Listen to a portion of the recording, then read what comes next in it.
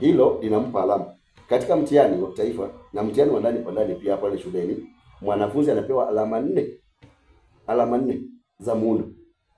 Sasa je, huyu mwanafunzi ambaye amepotoka, hajazingatia muundo, ameambiwa andike ripoti, yeye hajaanza kwa kutambua sura ya ripoti vizuri, ina maana kwamba atanyimwa hizo alama 4. Na alama jumla ni ngapi? Ni alama 20. Naam. Na kama ni alama 20, basi huyu mwanafunzi ina maana kwamba insha yake itasaishwa juu ya alama ngapi? 16. Kwa hivyo 4 zitakuwa zimeshaponyoka, zimeondoka, ziko wazi, ziko pale. Kwa hivyo yeye mwenyewe atakuwa amejima alama. Kwa hivyo adurusu kiwango kizuri ili ahakikishe kwamba amejifahamisha na sura mbalimbali za insha za kiuamilifu, kwani zina alama katika mtihani. Jambo la 3, mwanafunzi ahakikishe kwamba ametambua, amezingatia lugha. Vigezo mbalimbali ambavyo lazima unapoandika insha unazingatia. Lugha nambari ya 3. Katika karatasi hiyo kuna maagizo yanapeanwa katika jalada ama labda upande wa kwanza wa karatasi hiyo. Anaambiwa nini? Tumia Kiswahili sanifu. Kuwasilisha insha yako, kuandika insha yako. Basi ina maana kwamba mwanafunzi ahakikishe kwamba amejieleza kwa Kiswahili kizuri, kwa lugha nzuri. Hatumaanishi kwamba mwanafunzi aanze kutumia misamiati migumu, maneno magumu ya kumkomoa mtahini. Au labda kutaka kuonyesha mtahini kwamba anaufahamu sasa wa lugha, anapachika msamiati humo ndani ya insha yake. Basi hata kwa nawasiliana. Lengo kuu la insha ni nini? Jambo moja tu, kuwasiliana. Je, nimejieleza vizuri? Je, anayesahisha insha yangu amenielewa? Ametambua ninachokizungumzia au hajatambua? Ni iwapo nitabambanya kumuelewa, basi bila shaka hata upande wa alama pia nitabambanya. Itakuwa changamoto kabisa. Kwa hivyo inakuwa vizuri kwamba mwanafunzi afanyaje? Hakikishe kwamba amejieleza. Upande wa lugha, mambo yapi ambayo yanafaa kuangalia huko ndani? Lugha iwe nyepesi, rahisi ya kuwasilisha ujumbe ambao anaulenga. Kwa hivyo ajikite katika kuwasilisha ujumbe kwa lugha nyepesi, kwa sababu lengo kuu ni kwamba analenga kuwasiliana. Naam. Aeleweke. Atumie lugha komavu nzuri, msamiati mzuri, aweke methali panapofaa. Kwa mfano kama insha ya kubuni, aweke msemo panapofaa labda katika hiyo insha. Asije akafanyaje? Akapachika tu. Katumia maneno visivyo ili akidhani kwamba anawasiliana. Alasha. Mambo ya kulonga na kulongoa tulitoka kule. Wahenge na waenguzi au kosea siju kupaka mafuta kwenye mgongo wa chupa. Huko sasa. Huko tulishatoka. Sasa tumia Kiswahili chepesi tu, rahisi. Kuweka tu msemo panapofaa, tashbihi panapofaa, utaeleweka kabisa. Neno gino umeliweka pale, itaeleweka tu. Kama unataka kupachika methali tu kwamba ndio maana Waswahili wakasema kwamba mchumia juani ulia kivulini. Moja kwa moja tu. Asije akaanza wahenga wakosea, waliposema, walipoketi kitaka, wakalongo. Hiyo ni aya moja imekamilika. Hajaongea kitu. Bana analonga tu. Naam. Kwa hiyo tunasema kwamba mwanafunzi aende moja kwa moja tu kujieleza. Asianze kupachika tu maneno ambayo anadhani kwamba analenga kujaza tu maneno. Ni makosa hayo. Kwa lugha itumike vizuri, rahisi ya kueleweka ili apate alama. Lengo kuu pia yeye analenga kupata alama. Apate alama za upeo, alama nzuri. Kwa hivyo alama nzuri zitakuja tu kama nimekuelewa. Na mtahini ambaye anasasha kazi yako amekuelewa, basi atakupa alama nzuri. Jambo la 4, maagizo. Kila insha ina maagizo. Kama ni ya kiuamilifu ina maagizo. Kama ni ya kubuni ina maagizo. Kama ni swali la mjadala ina maagizo. Kwa mwanafunzi asome kwa makini maagizo yaliyomo katika swali ambalo ameulizwa. La kwanza, la pili, la tatu, la 4. Hili swali ambalo anateua kati ya 2, 3 na 4, anateua. Ateue kwa makini. Asipoteua kwa makini, baadhi ya wanafunzi unaanza insha hii, labda uko umeelewa vizuri, unafuta. Napiga mstari ndani, unaiondoa. Kidogo pia unakwepa, unaenda insha nyingine ya 4. Unaanza kiasi tena imekupiga chenga, unarudi insha ya 2. Ni makosa. Mwanafunzi afuate maagizo. Na yale maagizo ayapate ndani ya swali. Kwa hivyo kila swali lina mitego. Kila swali lina mitego yake. Kwa hivyo hii mitego ya swali la kwanza si sawa na mitego ya swali la pili.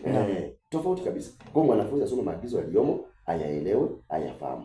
Akishafahamu maagizo, itakuwa rahisi kutiririsha insha yake.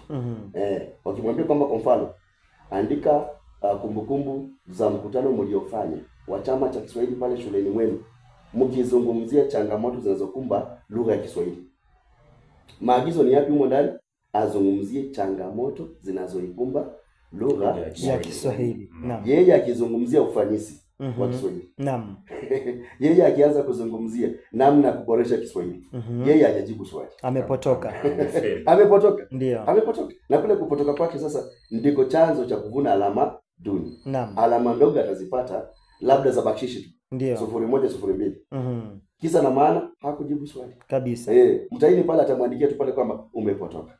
Hujajibu swali. Swali ni changamoto zinazoikumba lugha ya Kiswahili. Yeye amezungumzia mambo mengine. Ndipo nikasema kila swali lina mitego.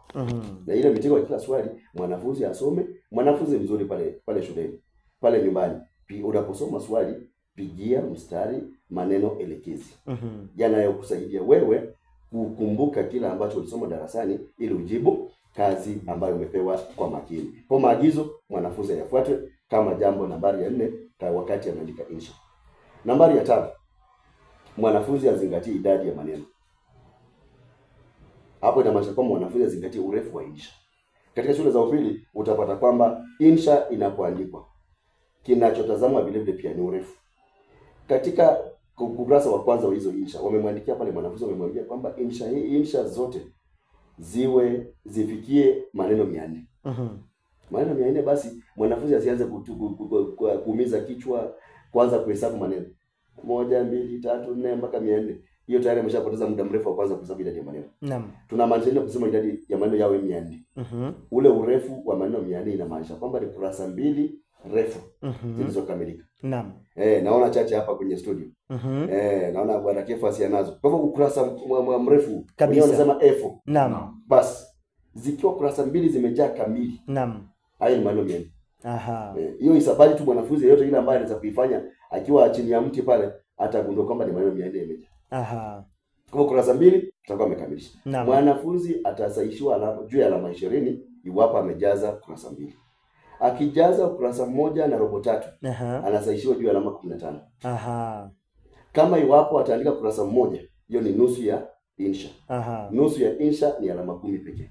Kwa hivyo ili ukamilisha hoja lazima kurasa 2 zote ziwe zimejaa. Ziwe zimejaa. Na pia kutimiza yale masharti ambayo unafaa kuyafuata wakati ambapo unaandika insha. Naam.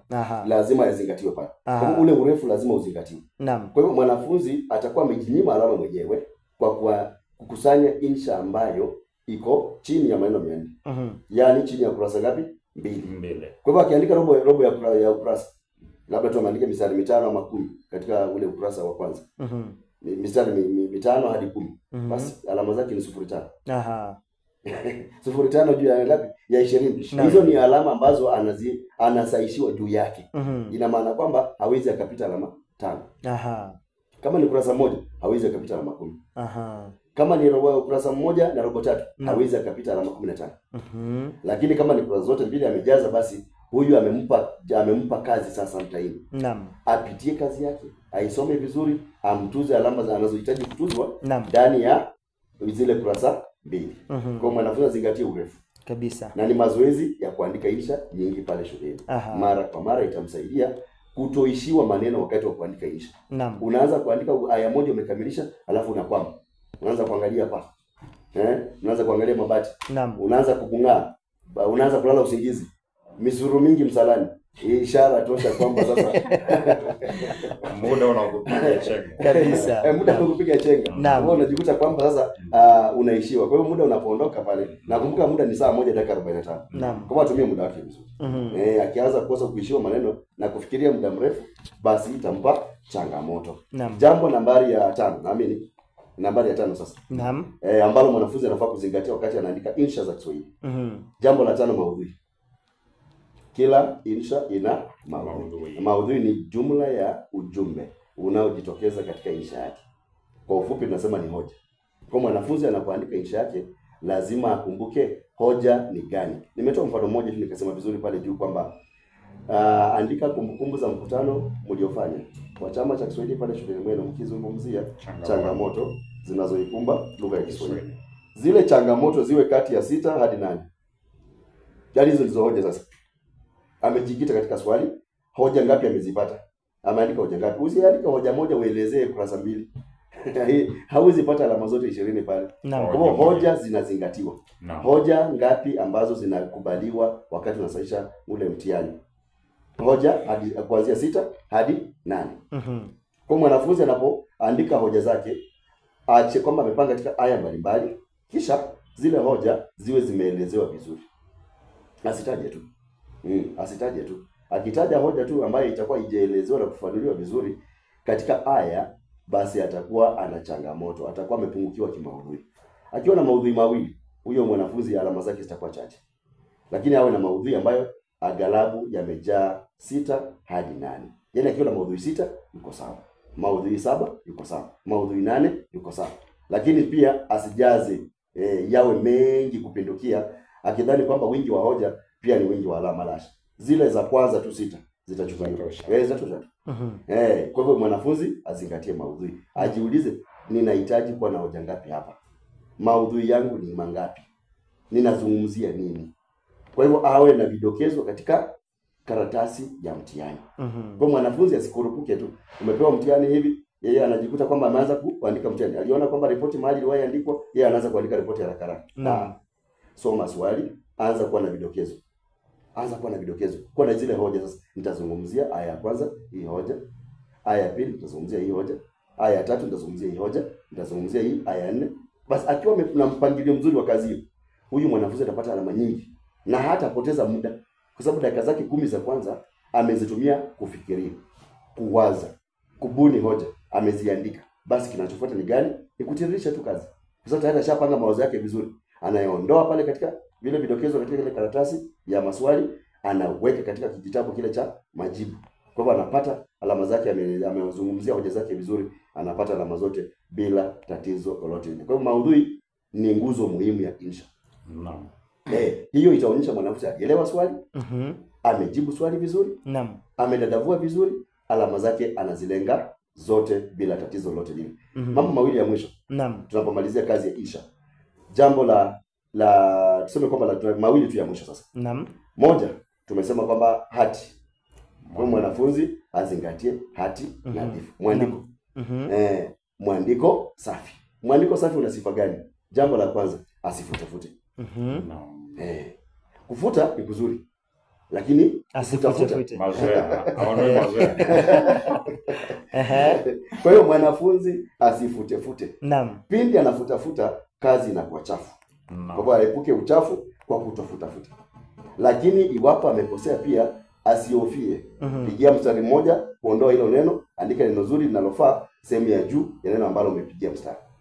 Kwa hivyo kufuta kunakubalika, lakini kufuta-futa kunafanya kazi inakuwa chafu, inakuwa mbovu na mwishowe unanyimwa alama.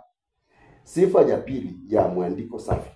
Maandishi na herufi zake zisimame wima. Ina maana unasema kwamba kufanya kosa si kosa. Ila kurudia kosa ndio kosa. Sasa asiwe anafuta-futa. Asiwe anafuta-futa.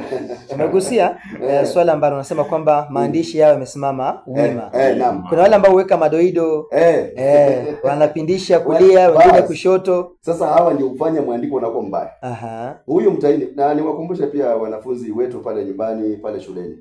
Tuwakumbushe kwamba wataini wanapoenda katika chumba cha mitihani kule Nairobi kusasha ile mitihani, wakumbuke kwamba wataini wameenda kutafuta pia ni kibarua hicho kabisa, ni kutafuta hela. Kwa wanapoenda pale, wingi wa karatasi ambazo mtaini atazisaisha ni mgao mzuri wa hela. Kwa hiyo ina maana kwamba mimi kama mtaini niko pale, ningependa kupata mwandiko mzuri kwanza, nianze naye. Kazi nzuri hiyo inayoonekana, inaeleweka vizuri, nimpe alama haraka. Ile chafu mwandiko mbaya hauonekani vizuri, basi inampa wakati mgumu. Kuna baadhi ya walimu ambao nimejizee sasa. Utampa kazi ngumu kutafuta miwani, kung'ang'ana kutafuta neno gani ulikuwa unamaanisha hapa, uliandika pale, mwisho atakunyima alama. Kwa mwandiko uwe umesimama wima. Mwandiko wa mlazo mwanafunzi aepuke kabisa. Kama baadhi ya marafiki wetu ambao kule nyumbani ambao wanaandika kwa herufi za mlazo waanza kama daktari. Sasa waepuke hayo. Tusubiri tukishafuzu hata kama daktari kabisa. Unajaribu kusema kwamba uandishi na mwandiko wa daktari kidogo huwa ni tofauti na yule ambao unahitajika. Tofauti kabisa. Kwa hiyo ni tofauti kabisa. Kwa hivyo ni tofauti kabisa. Kwa hiyo mwanafunzi aandike mwandiko ambao umesimama wima, ambao unaonekana vizuri, uwe na uwezo wa kusomeka. Kama yeye atashindwa kusoma mwandiko wake baada ya siku 2, Je, anaisaiisha kazi yake atakuwa na uwezo wa kuisoma na ni mara ya kwanza anakutana naye? Vigumu. Yaani vigumu. Kwa hivyo mwanafunzi aandike vizuri, maandishi yasimame vizuri, yaonekane, yasomeke. Ndipo sasa tumesema kwamba uchafu usiwepo. Kwa hivyo na zile herufi ambazo Bwana Kefa ameshazungumzia pale. Zile za kupindisha hizo. Naam. Kama kuna baadhi ya herufi za Kiswahili ambazo zina mkia wa kwenda juu na kwenda chini. Naam. Ile mikia andikwe vizuri tu. Asikunje kunje ukae kama wambwa wa mnyama fulani. Asikunje kunje. Andike jinsi ilivyo tu. Kama ni hiyo tu isimame vizuri wima. Naam. Pasiwepo na changamoto ambayo imepinda pindisha huko juu, madoido fulani, urembo fulani katika herufi. Zile abjadi za Kiswahili ziandikwe tu vizuri, pasiwepo na changamoto ambayo labda ameweka urembo. Kuna baadhi ya wasichana, hasa wasichana wana changamoto hiyo. Kabisa. Ya Kiswahili A E I O U. Naam. Ya Kiswahili hiyo. Yeye anaweka sufuri juu. Na kama hizo sufuri anaivalisha kofia pale juu. Badala ya kuweka nukta. Badala ya kuweka nukta. Naam. Ukika nukta ni imekurahisishia kazi. Naam. Imekuwa nyepesi, umeshasonga unaandika hoja zingine bila tatizo. Lakini uzungushe sufuri ni muda mrefu na upoteza pia. Sasa unarembesha herufi. Mwisho wa kila jambo hakuna alama ambayo utatuzwa ya urembo wa herufi. Kwa hivyo tuziandike jinsi zinavyohitajika kuandikwa, upate alama zote. Kisha mwisho. Jambo la mwisho katika uandishi wa insha, mwanafunzi atambue kwamba insha zote ya kiuamilifu na ya kubuni makosa yanaadhibiwa. Kwa hivyo hoja ya mwisho ambayo mwanafunzi anafaa kukumbuka katika masuala ya kuzingatia, makosa yanaadhibiwa. Makosa yanaadhibiwa ni mawili. Kosa la kisarufi na kosa la hijai. Katika insha yake atapata baada ya kusahisha ameandikiwa ameandikiwa pale. Hiyo inamaanisha kwamba alikuwa na kosa la hijai. Hijai ni nini? Ni maendelezo mabaya ya maneno ya Kiswahili. Ndugu zetu wa Kiingereza wanasema spellings. Kwa hiyo nazungumzia hijai, mwanafunzi hakikishe kwamba ana uwezo wa kuendeleza maneno ya Kiswahili vizuri. Pasiwepo na changamoto. Ndipo nikasema mazoezi. Mazoezi yatamsaidia mwanafunzi kujua kwa kuwa inaandikwaje. Nitaandika kuwa ama kuwa. Itamsaidia. Wakati upi nitatumia kuwa. Wakati upi nitatumia kuwa. Umeona pale? Kuna baadhi ya marafiki zetu wa Kalenjin. Nimefundisha wanafunzi wengi. Labda ni mfano natoa tu. Kwa sababu wengi wamekuwa na hiyo changamoto. Unapata kwamba unapoandika haraka. Kwake ni haraka. Hakuna ni hakuna. Hizo ni baadhi ya makosa ambayo yanajitokeza pale. Ndugu zetu wa kutoka magharibi tumeona akiwa na zile changamoto za herufi ya ba na pa. Papa yangu da na ta. Da na ta. Tata yangu balaya dada. Tumekuwa na hizo changamoto. Kwa hivyo inafanya kazi na hayo makosa yote katika mtihani yanaadhibiwa. Kwa mwanafunzi anapoandika insha ajaribu aweze, wakati mwingine vigumu kuyaepuka, lakini ajaribu awezavyo, aghalabu yawe machache. 1, 2, wakati mwingine tunateleza. Hata katika kuongea kwetu, katika kuandika kwetu pia tunateleza. Kwa hivyo tunapoteleza asiteleze mpaka anguke. Ateleze lakini arejea asimame wima. Kabisa. Kwenye maana kwamba makosa yawe machache. 1, 2 inakubalika. Makosa ikiwa mengi, alama pia zinapunguka. Alama kwa sababu kila kosa nusu ya alama. Kama makosa 6, na alama 3 tayari ishaondoka. Nikishakupa 10 nitaondoa hizo 3 ndani ya hizo 10. Unasalia na 0.7. Kwa hivyo ina maana kwamba utakuwa umepoteza alama nyingi. Haya basi, nadhani kwamba katika masuala ya insha ninaomba kwamba nitie pale kitone ili kwamba kama kuna swali labda kule nyanjani, mlengo ako na swali, msikilizaji ana swali, mwanafunzi pale, mwalimu, basi tunaweza kusemezana ili tusasambue kazi nzuri ya lugha sharafu tendeti ya Kiswahili. Bila shaka, labda niwe mwanafunzi wa kwanza. Asante. Wakati ambapo tunapoandika insha, ukiangalia kwa mfano kwenye kijitabu changu hiki kuna ule mstari mwekundu katika sehemu ya kulia na pia ukiangalia katika sehemu ya kushoto kuna mstari mwekundu. Kwa hivyo katika sehemu ya kushoto naweza nikatumia ile nafasi katika ile sehemu kabla ya mstari mwekundu kuandika nambari ya kwanza, ya pili, ya tatu nikiteremka katika usanjari huo. Lakini pia mbele, labda wakati hao unaandika insha, kwa mfano nilishuhudia hilo wakati wa mtihani wa kitaifa wa kidato cha 4, walikuwa wanasema kwamba usiandike maandishi yakapita ule mstari katika sehemu ya kulia. Pia pale labda ukipitiliza utaadhibiwa. Nadhani sasa ni swala ambalo lilikuwepo zamani kidogo. Naam. Kufika sasa utapata kwamba sasa halipo. Na halipo. Kwa hivyo akipita pale ule mstari mwekundu tunauita pambizo. Tunauita pambizo. Kwa ule mstari unapokuwa pale anapovuka, kama iwapo uko katika mkono wa kushoto au mkono wa kulia, basi akishapita pale si tatizo. Si tatizo. Kwa hivyo yeye anaruhusiwa. Hamna tatizo kwa sasa. Kila kitu kinakuwa shwari tu mradi amefululiza kazi yake vizuri. Kusiwe na yani hiyo hali ya baadhi ya sentensi ni refu, nyingine ni fupi kabisa. Ule mseto unaweza kuharibu sura ya kazi yake. Kwa hivyo kama iwapo anahakikisha kwamba anafika pambizoni pale mwisho, basi sentensi zake zote pia zifike mwisho. Asiachie nusu zingine zinafika, zingine asifike. Inakuwa changamoto kabisa. Sura inaharibika. Bila shaka. Na labda mwisho nigusie katika ule ulingo wa hati. Napozungumzia masuala ya hati, natumai kwa mimi mwalimu wangu wa darasa la 8 alinijuza kwamba wakati unapoandika herufi A, ni lazima itoke katika ule mstari wa juu hadi chini, alafu labda kuna kile kijistari cha katikati cha A. Lazima kiwe katikati. Alafu herufi zingine zitakazofuatia labda zile ndogo zisipite ule labda kile kijistari cha katikati cha A, ziwe chini yake zikisonga.